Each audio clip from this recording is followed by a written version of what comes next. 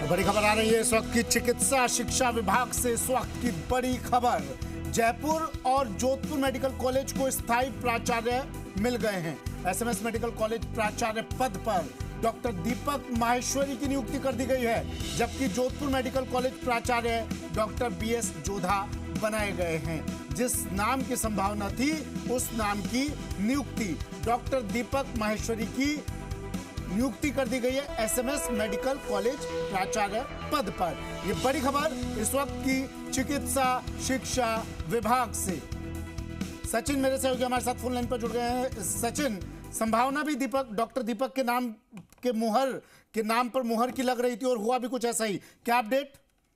देखिए जी, राजस्थान ने पहले ही संकेत दे दिए थे कि ये नाम जो है डॉक्टर दीपक माहेश्वरी ये लगभग तय है। सीएमओ में जो फाइल है उस पर मोहर लगनी बाकी है और आज देखिए ये मोहर जो है वो लगी है। सीएमओ से अपडेट आई है और कह सकते हैं कि चिकित्सा शिक्षा विभाग से ये बड़ी खबर जो है आपकी टीवी स्क्रीन पर है, क्योंकि डॉक्टर दीपक माहेश्वरी जो कि कार्डियोलॉजी के डॉक्टर है और इन दिनों कार्यवाहक प्रिंसिपल के तौर पर कार्यरत थे, तो अब कह सकते हैं कि जो प्रिंसिपल है वो डॉक्टर दीपक माहेश्वरी के रूप में एसएमएस मेडिकल कॉलेज को मिला है।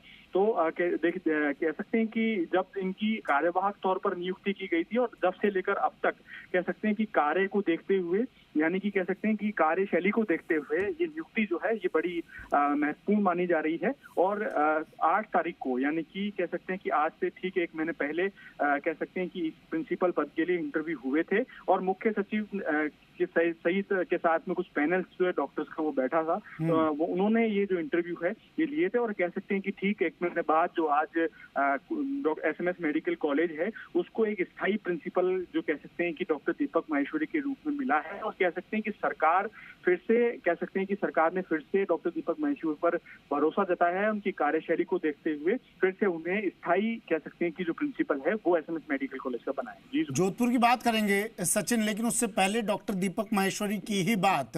कौन से ऐसे पैमाने रहे, कौन से ऐसे आधार रहे जिनको मानकर डॉक्टर दीपक माहेश्वरी को पुनः इस पद पर आसीन कर दिया गया है?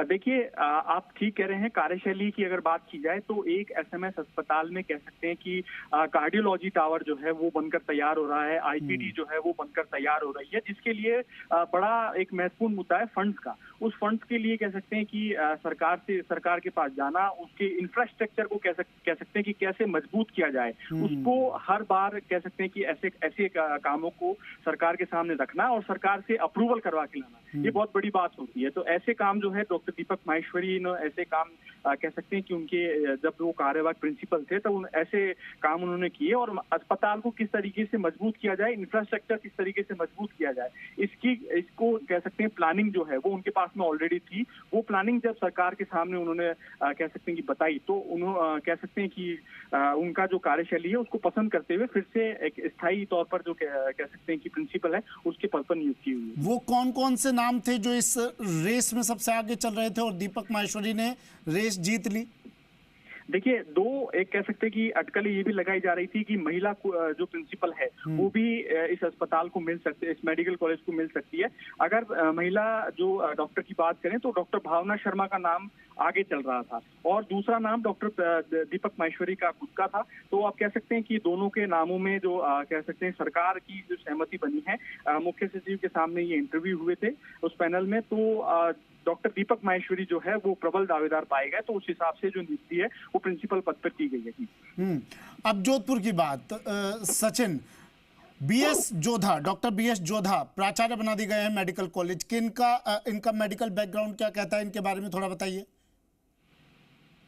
देखिए, जो डॉक्टर बीएस जोधा है वो फिर से एक बार जोधपुर मेडिकल के जो प्राचार्य है वो बनाए गए हैं। उन पर भी कह सकते हैं कि भरोसा जो है वो सरकार ने जताया है एक बार फिर से।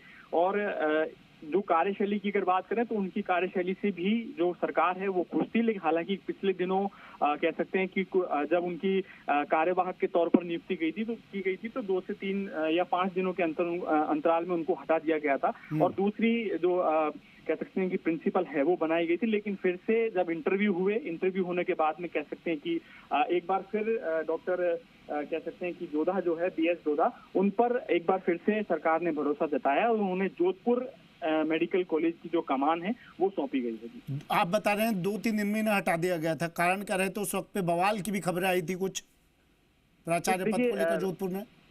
कुछ कह सकते हैं कि राजनीतिक जो कह सकते हैं कि कुछ हलचल हुई थी, उसके कारण जो है वो इनको हटाया गया था। अब फिर से इनको जो कमान है वो फिर से सौंपी गई थी। सचिन, अब अगर मैं इन दोनों की बात करूं, डॉक्टर दीपक माहेश्वरी की पहले बात कर लेते हैं। कौन कौन सी चुनौतियां रहने वाली हैं डॉक्टर दीपक माहेश्वरी के सामने?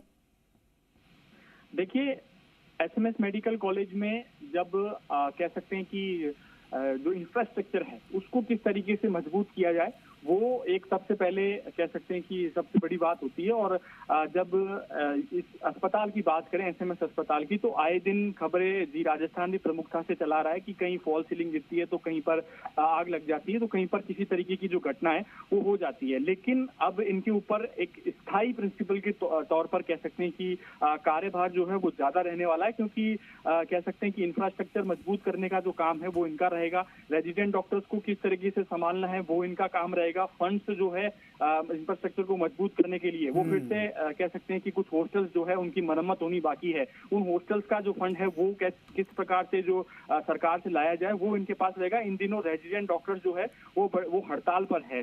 वो हड़ताल इसलिए किए हुए हैं क्योंकि उनकी स्टाइपेंड सहित कई अन्य मांगे हैं। तो उनको किस तरीके से बनाया जाएगा, उनको किस तरीके से वापस काम पर लौटने के लिए कहा जाएगा। तो ये चुनौतियां जो है ये कई चुनौतियां जो है वो डॉक्टर दीपक माहेश्वरी के साथ साथ कह सकते हैं कि जोधपुर मेडिकल कॉलेज की जो प्रिंसिपल है डॉक्टर बी एस जोधा, उनके सामने भी इसी तरीके की चुनौतियां जो है वो आने वाली है, क्योंकि अस्पताल का जिम्मा भी कह सकते हैं कि इनके पास रहता है। हालांकि अधीक्षक सरकार की ओर से नियुक्त किया जाता है, लेकिन कुछ ना कुछ कहीं ना कहीं जिम्मा जो है वो अस्पताल का इनके पास भी रहता है। तो इंफ्रास्ट्रक्चर के साथ साथ डॉक्टर्स इन दिनों जो माहौल बना हुआ है डॉक्टर्स की सिक्योरिटी को लेकर, उस पर भी कह सकते हैं कि किस तरीके से उसको और मजबूत किया जाए, उस पर भी जो प्रिंसिपल्स है उनको काम करना होगा।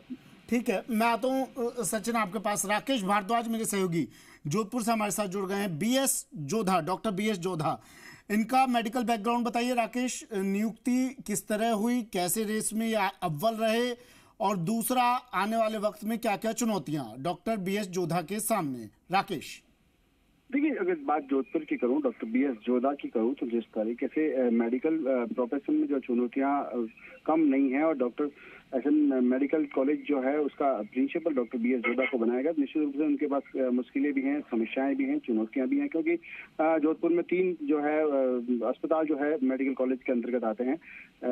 मथुरादास माथुर अस्पताल, उमेद अस्पताल और एनजीएच अस्पताल। तीनों ही अस्पतालों में कई समस्याएं हैं, अभी भी आम जन को जो है वो सुविधाएं नहीं मिल रही। तो ऐसे में अब जब वो अधीक्षक बन गए, पहले गायनोलॉजिस्ट में मथुरादास माथुर हॉस्पिटल के हेड हुआ करते थे, तो निश्चित रूप से चुनौतियां भी है। और रेस की जहाँ तक बात है, बीच में पिछले 4 महीने में अगर बात करूं तो जोधपुर में लगातार उठापटक होती रही है। 4 बार यहाँ जो है एक महीने में 4 अधीक्षक को लगातार जो है एसएन मेडिकल कॉलेज का 7 दिन का, 10 दिन का, 20 दिन का प्रिंसिपल भी बनाएगा। और बीएस जोधा को भी बीच में अस्थायी प्रिंसिपल नियुक्त किया गया था। पिछले सप्ताह फिर वो हटे थे और उनकी जगह डॉक्टर भारती शाश्वत को अधीक्षक थी, उनको वहां बनाया गया था। अब वापस स्थायी जब नियुक्ति की बात आई तो बीएस जोधा को स्थायी नियुक्ति दी गई। और केंद्रीय मंत्री गजेंद्र सिंह शेखावत हैं, उनकी बहनें भी बताई जाती है। तो निश्चित रूप से वो पॉलिटिकली अगर बात करें तो पॉलिटिकल भी काफी साउंड थे, और प्रोफेशन वाइज भी अच्छे नॉलेज है, काफी जोधपुर में चर्चा भी है उनके नाम की, क्योंकि गायनोलॉजिस्ट अच्छे हैं।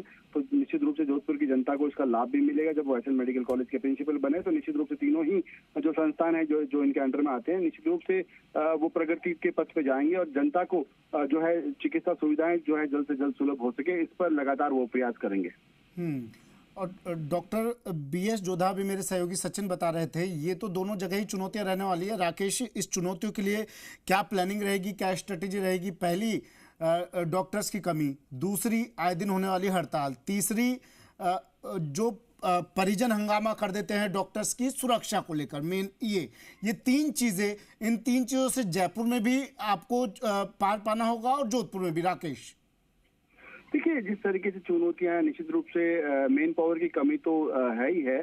और ऐसे में पिछले दिनों में चिकित्सा मंत्री ने भी कहा है कि जिस तरीके से मेन पावर की कमी की वजह से अस्पताल में जिस तरह हंगामे होते हैं, इलाज में लापरवाही की जो आरोप जो लगते हैं, क्योंकि जब मेन पावर की कमी है तो इलाज में आरोप लगना स्वाभाविक है और परिजनों का हंगामा भी स्वाभाविक है, ये तो होगा ही। लेकिन जहां तक चिकित्सा मंत्री की बात करें, उन्होंने आश्वस्त किया है कि जल्द ही नई नियुक्तियां की जाएगी। तो ऐसे में जो खाली रिक्त पदों की वजह से ये जो हंगामे होते हैं या इलाज में लापरवाही के जो आरोप लगे, तो ये तो जब नई भर्तियां होगी उसके बाद निश्चित रूप से जयपुर और जोधपुर दोनों जगह संभवतः इसकी संभावनाएं कम हो जाएगी। लेकिन बार बार हड़ताल की जो हम बातें हैं, वो जो है अब इनको देखना है कि जिस तरीके से इनका अनुभव है प्रोफेशन का, वो किस तरीके से इसको टैकल करते हैं, रेजिडेंट डॉक्टरों को किस तरीके से टैकल करते हैं, किस तरीके से जो पेरेंट्स जो परिजन जो आते हैं अस्पताल में इलाज के लिए, और उनके साथ अगर कोई दुर्घटना घटित होती है तो निश्चित रूप से उसको कैसे टैकल करते हैं, वो देखने वाली बात होगी। क्योंकि अनुभव लंबा है और बीच में एक दो बार अस्थायी भी रखा है इनको, तो अनुभव भी है। अब देखना उस अनुभव का कितना उपयोग हो पाता है और किस तरीके से जो जोधपुर की चिकित्सा व्यवस्था को ये बहाल रख पाते हैं, वो तो आने वाला समय बताएगा। लेकिन निश्चित रूप से जिस तरीके से पॉलिटिकली बैकग्राउंड भी है, तो फंड्स की कमी नहीं रहेगी अस्पताल में। और साथ में चिकित्सा मंत्री ने जिस तरीके से आश्वस्त किया है कि नए भर्तियां होगी, तो उसके बाद ये सामने आएगा कि क्या हालात होंगे। सचिन, ये 3 चुनौतियां जयपुर में भी रहने वाली हैं। जी देखिए, चुनौतियां निश्चित तौर पर रहने वाली है। हमारी जब अभी थोड़ी देर पहले कह सकते हैं कि हमारी डॉक्टर दीपक माहेश्वरी से बात हुई थी, तो उन्होंने कहा निश्चित तौर पर चुनौतियां जो है वो लगातार रहने वाली है। उनका ये कहना था कि घर परिवार है, डॉक्टर्स के साथ में बैठेंगे, उनकी जो समस्याएं हैं वो सुनेंगे। अभी तक वो कार्यवाह के तौर पर काम कर रहे थे, अब स्थायी नियुक्ति जो है वो यहाँ पर की गई है। तो उनका ये कहना है कि डॉक्टर्स के साथ में बैठेंगे, हम जब परिवार में जब बैठेंगे तो कहते हैं वार्ता से बात बन जाती है, तो उनके साथ में बैठकर बात करेंगे।